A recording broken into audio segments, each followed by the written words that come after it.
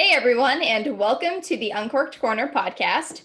Today I'm here with my co-host Nick for a one-on-one episode. We don't have a guest today, so we're excited to jump into talking about everything that we've been doing in our kitchen. So Nick, why don't you kick us off, since this is a topic that you have just been waiting to talk about? All right. So if you've been listening to the podcast, I've never been short on mentioning this. I am a spice fanatic, a hot sauce junkie, and I go through bottles of it every week. So I decided to try my hand making my own hot sauce recently. And I started off, I figure, one of my favorite hot sauces. If you are into some of the artists and some of the different hot sauces and things, you'll know that all the different peppers give off different flavors, different ingredients. Some are sweeter, some are spicier, some are both. One of my favorites is always a nice sweet habanero hot sauce.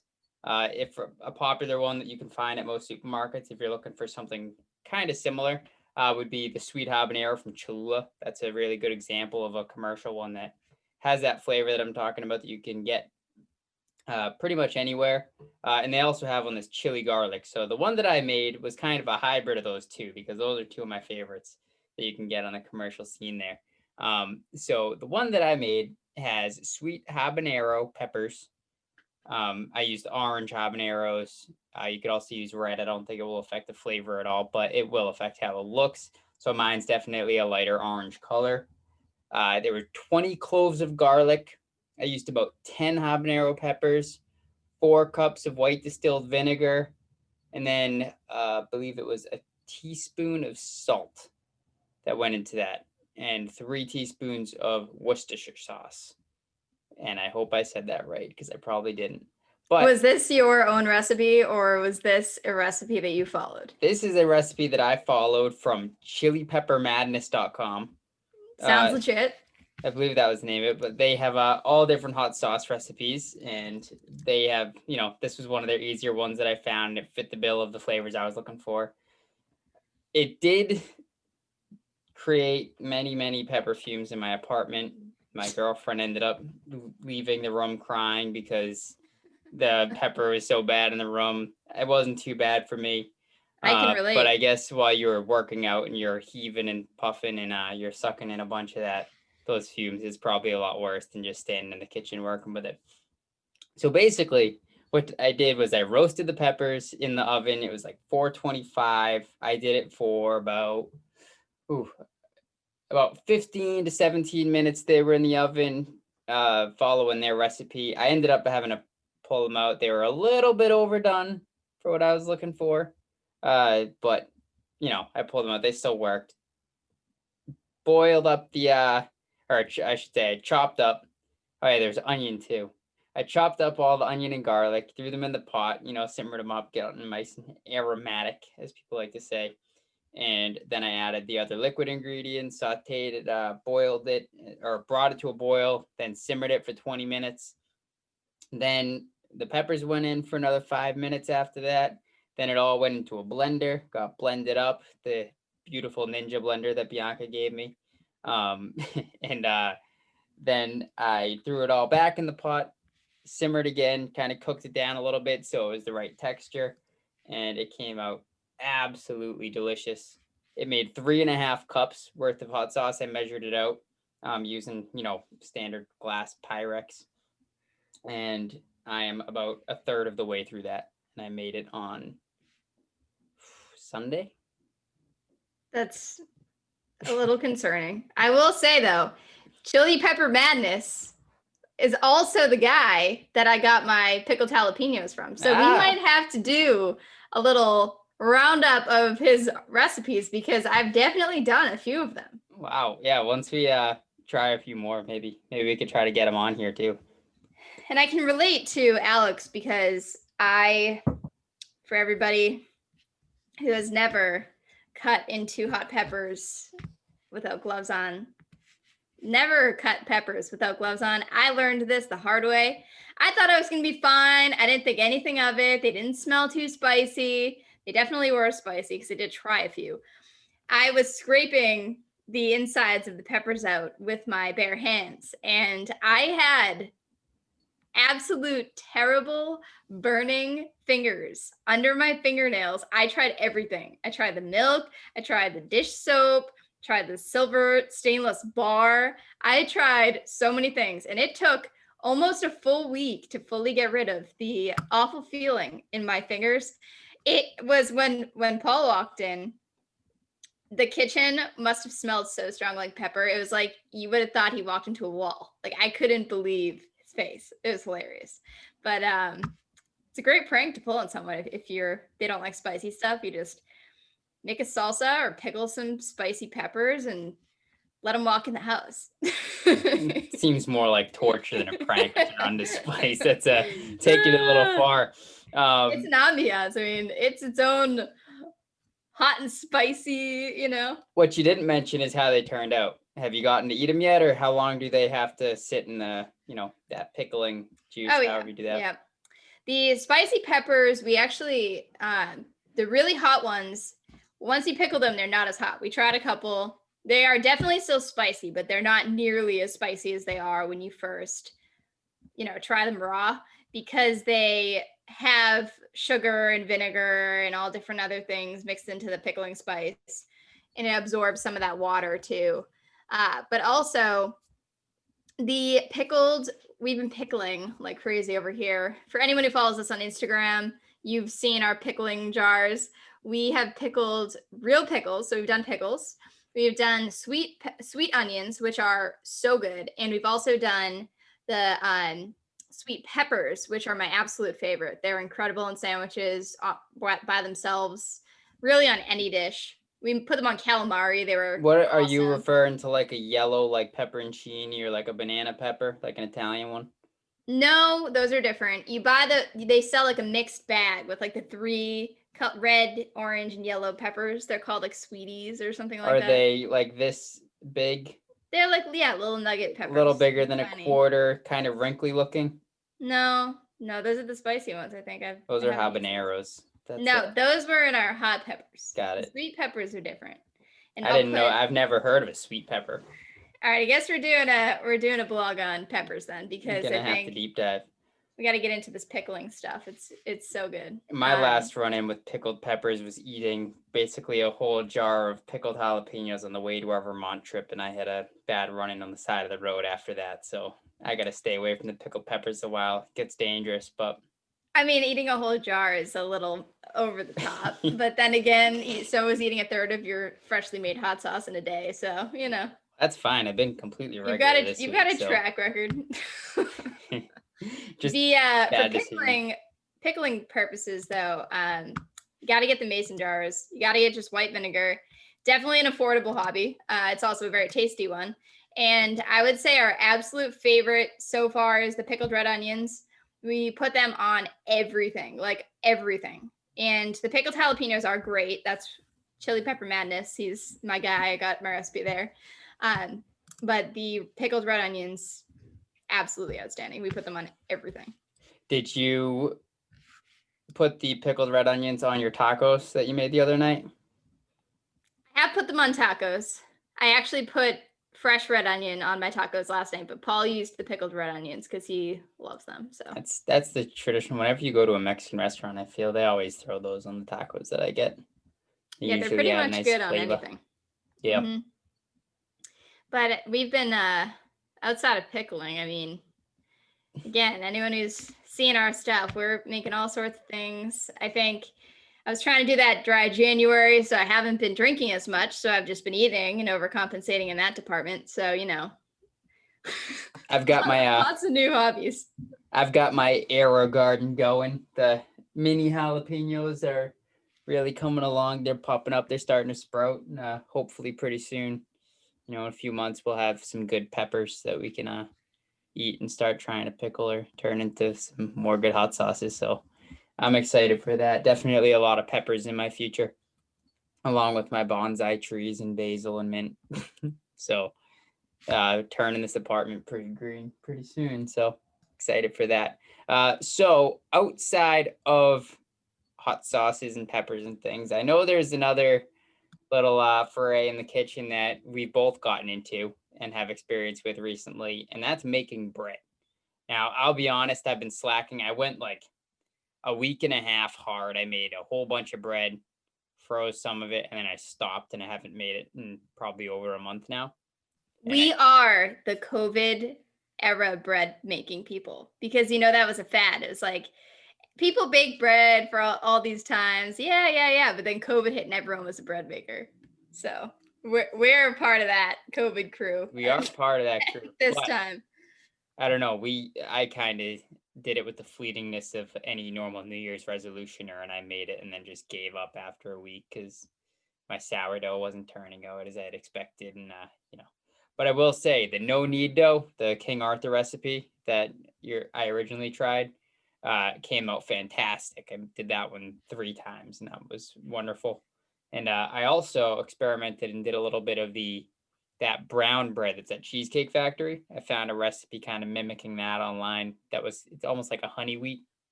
It's definitely sweet. It's got sugar and cocoa powder and a whole bunch of other jazz in there, molasses. So that one came out all right. It wasn't my favorite. I'm not really a big sweet bread person anyway.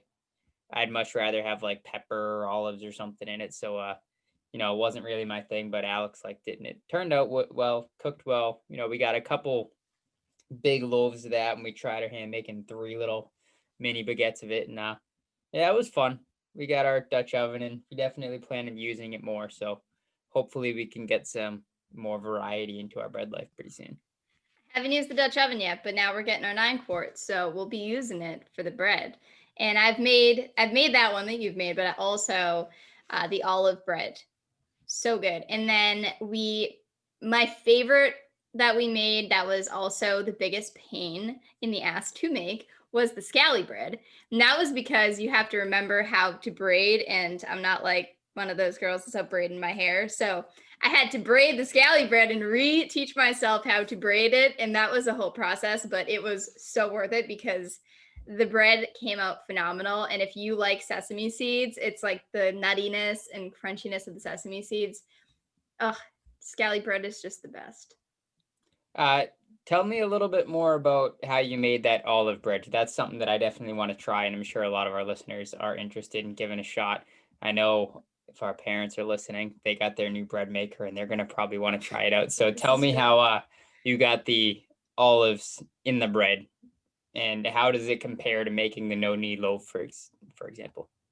It was easier than you would think. Basically, you do what you would do with your white bread, and then you just fold the olives into it. So you don't put the olives in for the whole time. You put the olives in when it's ready, basically, so that you're not smushing the olives, because you want them to be in chunks in the bread. Don't want to be like flat, squishy, turn it into liquid. You want them to be nice and solid when you get them in the bread.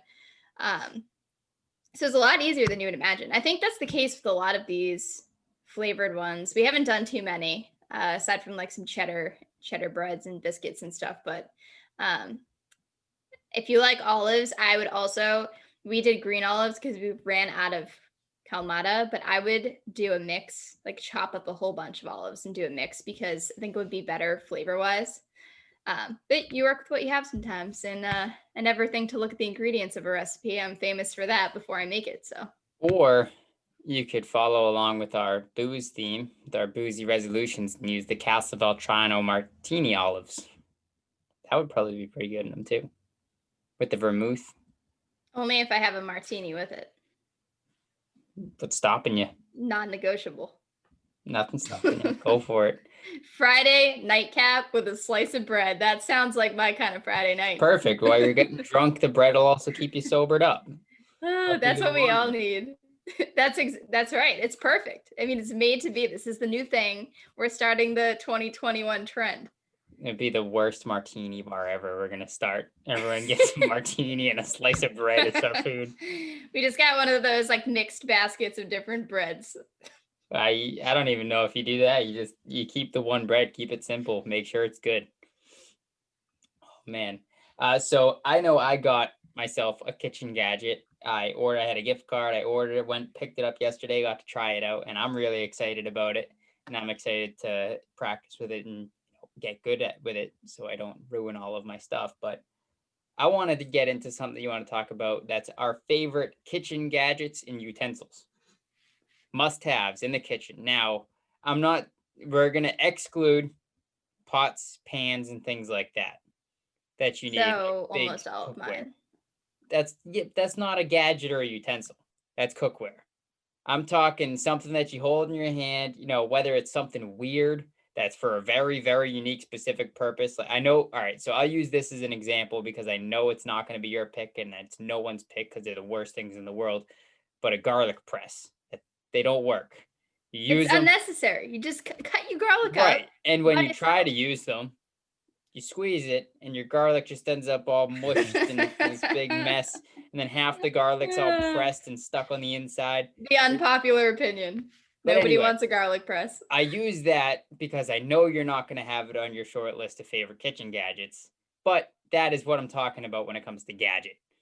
Something that either enhances your cooking ability or reduces the time it takes to do something, or I just want you to know there's a magical garlic press on Amazon that has over 10,000 reviews and it has 4.5 stars. So you might need to just get yourself a new one. how many of those are fake reviews? I don't know, but I still don't trust them. How many reviews did you say there was? 10,000? Almost 11. Almost 11? Give me an exact number. 10,925. Okay. 10,918 of those are fake. 7 people. Bold statement. Okay. 7 okay. people reviewed that legitimately, and they're probably all 1 star. Anyway, I'll let you kick it off. I'm going to say, let's do 3 each. Because I'm sure you could go all day, but we'll do 3 each. Keep it simple. Top ones, things you need. And you can do categories too. I'll say that. So it doesn't have to be, if there's multiple versions of one thing, you can use the category in general. You kick it off. Fine. I'm not. This is tough. Does like a food processor count? Because I use that a lot. I would consider that a gadget, I guess. Mine is not great. I need a new one, but I love using the food processor to make like dips and stuff because it's so much easier than having to do it by hand. And you get the perfect consistency. So you can just keep, using it. You can use the pulse button, gets you where you need to be. So I'm going to say one of those because I think that they serve a lot of purposes. So if you need something to be like somewhat, it's not like a total blender, but it can help blend things, can chop things, you put the grater attachment on it. It's gadget. I'm going to say it's gadgety. That's my first one. Okay, I'm up next. We're going to switch off every time. This one, I'll say, is the one that I was very excited about. It's the one that I just ordered. And this is going to be one that throw out the category caveat. Knife sharpeners. I ordered a Work Sharp Ken Onion Edition variable speed knife sharpener. And I got to use it yesterday on a couple knives, and it was wonderful. I'm sick of having dull knives. I'm sick of having those little pull-through sharpeners that, they work a little bit and they'll help kind of hone your edge and stuff. And, if you have a really nice one, it will do an okay job. But I wanted a real, nice, grinder knife sharpener that I could use. I have to practice. I haven't taken it to any of my nice kitchen knives yet because I don't want to go ruining them. I have to kind of get it down using the cheap ones first, but that's my top one that I'm going to name. Knife sharpeners / Work Sharp Ken Onion Edition variable speed. I got a good one. We use this almost every single day because we cook a lot of meat in this place. The Weber iGrill thermometer. It's got 2 of the what do you call them? Little pokey things. You know what I'm talking about? They're called probes. The probes, and you can put them in the oven, so you can have it telling you. But it's also set up to an app. So if you're not near it, like if it's on a grill, when you're inside, you can be doing something else, getting something else ready, and then it will tell you when it's ready. So you can go outside, check on it, and it will send you app updates. So that's definitely in the gadget category. And it's not cheap. It's $100, but it's well worth it because we use that thing. You got the fancy one. Yeah, it's a I fancy. got the cheapo small. I actually got like 3 of the cheapo small ones. Well, we have those too, because you do have to check sometimes temperature. But for I meat, do this have is great. one really nice barbecue. I'll say that's another one's going to be a category because I have a really nice one with from ThermoWorks that can have 2 separate things, and it can also do, it has the internal temperature probe that you put on like the grate of the smoker, for example, so you can get your actual temperature. Getting into barbecue here, and then it has one that can actually go in the meat itself, and it doesn't have an app, the one that I have, but it does have a remote that hooks up to it, and you can, get it from like up to 100 feet or 200 feet, something like that away. So, I've definitely used that before, when you're hanging around, just drinking beer, chilling, reading a book, whatever you want to do. You can monitor it while you're away from the smoker. So definitely think electric, wireless meat thermometers is what I'm going to say. Those are worth it, and definitely a good gadget pick. This is a tough one for me. The next one, I don't know. I mean, you chose 3, so now you have to pick 3. And you're only at number 2, and you're already having trouble. The question isn't thinking of gadgets, thinking of ones that are deserving of my top spot. I can name tons of gadgets, and I can name gadgets that I think are great that I don't have. Like, for example, my number 2. Ready? I'm ready. Bagel slicer. That little Good one. That's a good one. The guillotine. Nobody wants to cut a bagel with a knife. No one. See, here's the thing. I do cut bagels with knives. We don't own one of those. However, they're like $10. Go buy yourself one. But I have really nice knives that work great, and now I have a nice knife sharpener. But then you don't get an even slice on your bagel. I'm going to tell you a trick that I came up with. Oh, God. We have the smaller plates. We had a plate set with the big plates, the small plates, the bowls, and everything. The small plates, if you put the bagel on it and you keep the knife along the top of the plate and slice through, it will give you the perfect bagel slice guide every time. Okay. I'll take your word for it. Put your hand on top of it and go ahead and slice through. All right. Boom. There you go. I don't need a bagel slicer. But that doesn't change the fact that I do think that is a very useful kitchen gadget. Okay, wait, but now I have 2 more, and I'm going to rope them into one, even though they're technically 2, so get ready. Not ones that I use frequently, but that we get a lot of use out of. So this is, all right, so we're just going to wrap it up. Our number 2 is our honorable mentions. That's what we're going to call these ones. These are all great to have. These are great to have. We have them. Paul, because he hunts, so we always have the fresh meat, but we grind the meat at home. So we had one of those stand grinders, like one of the stand ones.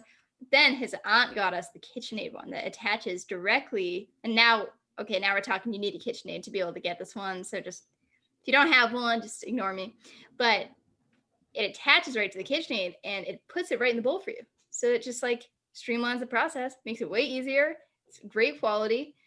We were recommended it by somebody else, and I don't think we'll ever go back to a stand one anymore. But also, because we do like large quantities of meat at a time, the vac sealer, absolutely like an essential. If you're somebody who does your own, even if you're making your own like dried herbs, like you could use a vac sealer. You can use a vac sealer just to save foods. And they're not expensive. I think I got ours at Walmart years ago, and it's still kicking, so. I haven't done this in a long time, but I need to get back to doing it because it's delicious. I used to make my own beef jerky. I'm sure you remember because our entire basement in the whole house used to smell like beef jerky for 18 hours. I love beef jerky. You should go back to making beef jerky. I need to. You should make us some. I have a vac sealer, so I can vac seal it up to keep it fresh and bring you your beef jerky. This is like one of those things you don't think of often. You're like, vacuum sealer, like would never think of it, but then I'm like, it's so handy when you have it though. It's great. Yeah, it's great. I've definitely vac seal stuff. I like doing it with like, you open something up that you got to unfreeze, but then you got to reseal or something, or like bacon. You buy the raw bacon, only use half of it for a recipe or something. Every time. Don't plan on like using the rest right away.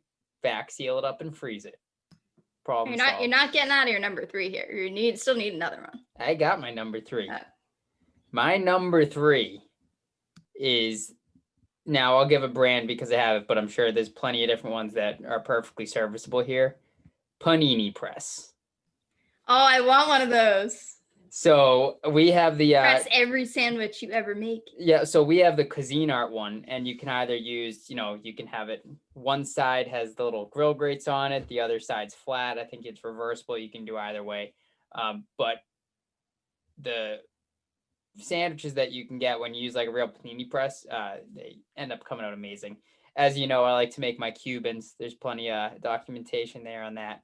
Where I make the mojo pork from. If you've never seen this movie, by the way, the Chef movie, it's now on Netflix, I believe. Jon Favreau, great movie. That's where I kind of got the idea for this recipe. Roy Choi, Chef Show. They'll have, they got the recipes and everything. It's everywhere. You can find it. But if you use that, make that. I did it in the like a slow cooker, like a crock pot. You made the pork, big pork butt, the mojo. Then you throw that in there. You Swiss cheese, pickles, yellow mustard, good bread. Throw them together. Ham, panini press. Oh, phenomenal! You won't have a better homemade sandwich. And as we're talking, and now I'm realizing of all the things that I need. Wait. I want. Hold on. Bonus panini press. You can also get changeable grates for it that turn it into a waffle press. Oh, that's a good deal. It's a 2-in-1. That's right. But you do have to buy the waffle press plates separately. Okay, we're going to round all of this up with links in the blog because I have some other ones that I'm coming up with on the fly. I'm thinking we need to add them in there. We don't have a lot of time for that, so we're going to do a roundup of our essential kitchen gadgets. So get ready to go shopping. I love shopping. I'll buy any of the gadgets. So have you done 3 yet? Yeah, I did 3. What were your 3? Food processor. Oh, the meat grinder was your 3rd. Meat grinder. That's what it was. Vac sealer. I had another one in there. Weber iGrill. This one's not in there, but buy Letty espresso maker. Gotta have one. That's not really a gadget. It's a kitchen essential, though. I live off that stuff. I actually made some coffee today in that wasn't an espresso blend, and I was really excited for it, and it didn't come out that good. I was disappointed.